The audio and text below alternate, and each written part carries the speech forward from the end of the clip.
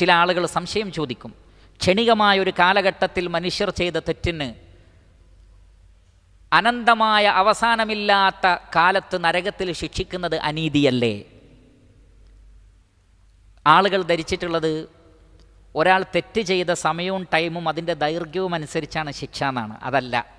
അങ്ങനെ ആയിരുന്നെങ്കിൽ ഇത് പോയിൻ്റാണ്. അങ്ങനെ അല്ലാത്തത് കൊണ്ട് അത് പോയിൻ്റ് അല്ല.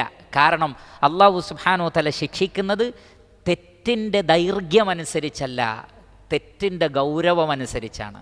ശ്രദ്ധിക്കുക. അതുകൊണ്ടാണ് മരണം തൊണ്ടക്കുഴിയിലെത്തുന്നതിന് മുമ്പ്, എന്നാൽ മരിക്കുമെന്നുറപ്പായി കിടക്കുന്ന ഒരാൾ ലാ ഇലാഹ ഇല്ലല്ലാഹ് എന്ന് ചൊല്ലിയാൽ ദഖലൽ ജന്ന, സ്വർഗത്തിൽ പോവും. അത് ചൊല്ലാൻ എത്ര മിനിറ്റ് എടുത്തിട്ടുള്ളൂ? 1 മിനിറ്റ് പോലും എടുത്തിട്ടില്ല. ലാ ഇലാഹ ഇല്ലല്ലാഹ് 5 സെക്കൻഡ്. മനസ്സറിഞ്ഞ ഒരാൾ ലാ ഇലാഹ ഇല്ലല്ലാഹ് എന്ന് പറഞ്ഞാൽ ആ വ്യക്തി സ്വർഗത്തിലാണ് മരിക്കാൻ കിടക്കുമ്പോൾ. അത്രയും കാലം അയാൾ അവിശ്വാസിയായത് അല്ലാഹു പരിഗണിക്കുകയില്ല.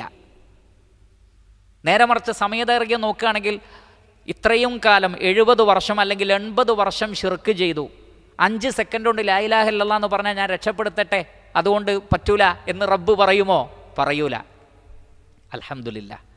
അതുകൊണ്ട് തന്നെ പ്രിയപ്പെട്ടവരെ, ഹും ഫീഹാ ഖാലിദൂൻ, അവരവിടെ നിത്യവാസികളാണ്. എന്താണ്?